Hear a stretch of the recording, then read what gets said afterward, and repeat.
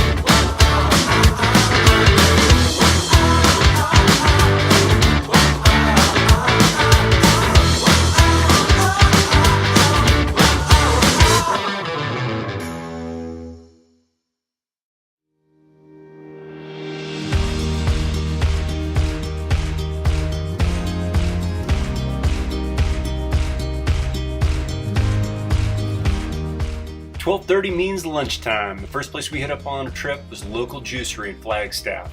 Toughest thing consistently to find on the road is healthy food. This place looked like it fit the bill. Pulled up there, Chief, a little fast with photography. I'm talking about this place, the local juicery. Yeah, right here. Wow, was this place everything we were looking to find and then some. It's so stylish and modern that you'd think it's a national chain, but it's actually a local joint with just two shops, this one and another in Sedona. The owners, Mike and Summer Sanders, really got something going here. Food's fresh, natural, vibrant, inventive, and delicious. Everything we tried, from the smoothies to the waffles to the out-of-this-world good avocado toast, was worth stopping by for again and again. I think the only regret we had was there's not a local juicery in Prescott. For our after-lunch activity and to set the stage for the following day's visit to the Grand Canyon, we took the kids to the Museum of Northern Arizona to learn more about the geography of the area, as well as the history and culture of the fascinating peoples who call this unique region home. The building itself is larger than it appears from the outside and houses around 900,000 different specimens, covering ethnographic, archaeological, botanical, entomological, and zoological locally sourced artifacts. Whew, that was a mouthful. There's dinosaurs, ancient rocks, plants, fine art, hands-on exhibits, and more cool facts and displays about the region's Native American cultures than you could look at an entire day, including Hopi, Navajo, Zuni, Havasupai, Apache, and others. Museum staff are incredibly helpful, and it's a place where children are welcome to learn, explore, and have, unlike most museums, the opportunity to interact with history through hands-on experience. With limited pet-friendly hotel options anywhere near the Grand Canyon, we stayed the night in Williams, Arizona, about an hour south. As to be expected, vegan dining options were in short supply, but we were able to find a few vegetarian dishes on the menu at the Grand Canyon Brewery to go along with some really good beer, which, as far as I'm aware, is luckily vegan. The following morning, we found Brewed Awakenings, a family-owned shop that serves hearty breakfast and top-notch small-batch coffee sourced from single-speed roasters in Flagstaff. After fueling up with quinoa, oatmeal, and coffee, we were ready for the Grand Canyon.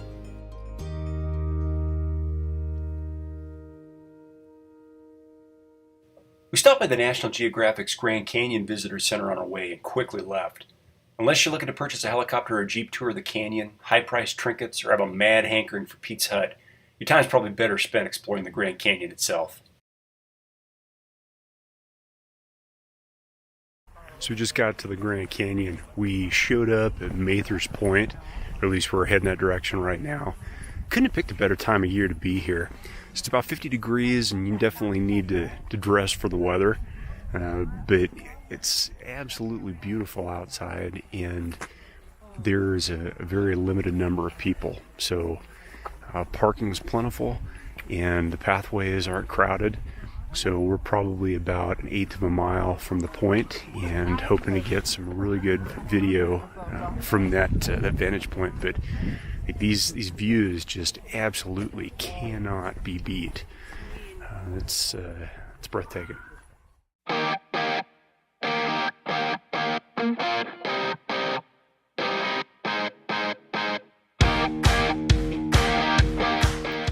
One of the coolest things we learned at the Museum of Northern Arizona is there are multiple theories on how the Grand Canyon was cut into the earth. While all geologists apparently agree the Colorado River was responsible for the canyon, when this occurred and how are still debated. The oldest theory proposes that prior to 5 million years ago, there was no Colorado River at all. And about 5 million years ago, the Gulf of California opened up, what is considered the ancestral Colorado River began to drain the area. And within the past several million years, much due to the river's gradient, aggressive erosion created the canyon you see today.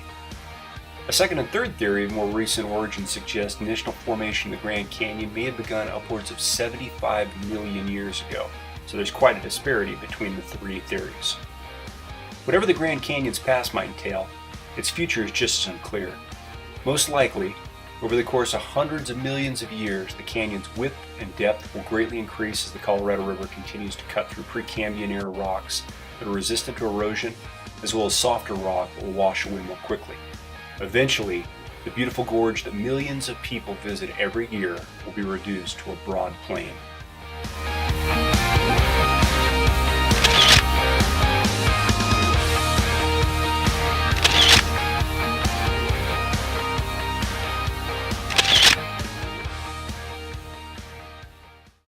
For lunch, we initially headed over to the El Tovar Hotel, a historic structure built in 1905 before the Grand Canyon was even designated a national park.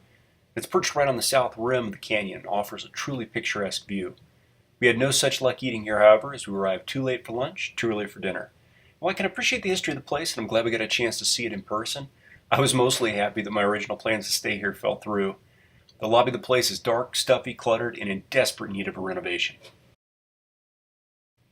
After some snacks in the car, we headed west from the El Tovar parking lot on Hermit Road, which serpentines around the southern rim of the canyon. One thing worth mentioning for anyone considering visiting the Grand Canyon between the beginning of December and the end of February, Hermit Road is open to private vehicles, which is certainly a more comfortable and self-paced option than taking one of the packed tour buses. Now of note, Hermit Road is totally closed to private vehicle traffic March through November. Even in January, there were enough people at various viewpoints along the rim to make it a bit challenging at times to get video and photos with a clear line of sight. And even though it was a little cold and icy on the path, I'd prefer to see in the canyon without the crowds fair weather months brings. As you could probably tell from the shadows that are being cast, it's getting fairly late in the afternoon, particularly for wintertime. So we've had about 3 hours today, a little bit more, to experience the canyon. And it's a pretty cool effect getting here just a bit after lunch and then seeing as the day has progressed the way that the sun's angle in the sky changes the character of the canyon, and getting to see more of the depth, if you will. It looks much more three-dimensional when shadows are being cast. So it's I would definitely something I'd recommend if you have the opportunity to spend a better part of a day whenever it is that you do visit the canyon.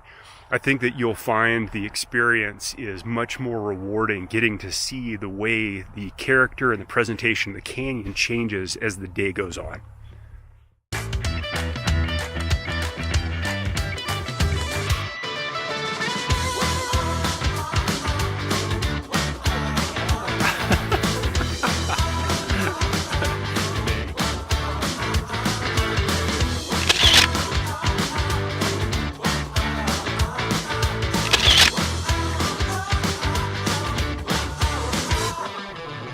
As we're finishing up here at Mojave Point, which is towards the west of the main village in the South Rim here at the Grand Canyon, I get a much better perspective now why Aaron told me that I was a little bit crazy thinking that I was going to hike below the rim of the canyon this time of year. We actually get some kind of a vantage point where we can see sections of the trails and the switchbacks, and almost all of them are covered with snow. And if they're anything like the pathways are up here on the rim, the trail that runs along it, I could see how trying to descend below the rim this time of year would be pretty dangerous. Besides from that one drawback, though, this has been an absolutely world-class experience, and Aaron and I are both super happy that we had the opportunity to bring the kids here. With the sun beginning to set and the kids' tummies rumbling, it was time to say goodbye to the Grand Canyon and head back to Williams for some dinner. Now, although I'd flown over the canyon a couple times before, There is nothing like seeing it at ground level. The vantage points we experienced at the South Rim make me really excited to get back here in the spring or summertime, where we'll hopefully be able to descend below the rim to see how the character and imagery of this remarkable landmark change as we get closer to the valley floor. For dinner, we decided to try a local Thai restaurant called Dara Thai in downtown Williams. The place is modest and inconspicuous, tucked down a small side street in town. The food and the service were wonderful, as were the hosts. The menu features a number of vegetarian-friendly food options, and their spring rolls are some of the best I've had anywhere. The prices were reasonable, food exceptionally tasty, and after stuffing ourselves, we were ready to get some sleep in preparation for the next morning's return home. I just wanted to take a minute to say thanks for joining us on our trip and for checking out the channel. It's awesome that you're here. Be sure to check out there'ssomethingbetter.com for our restaurant reviews, trip reviews, recipes, and more. And if you like the programming you see here, please hit the red subscribe button below to get our upcoming episodes.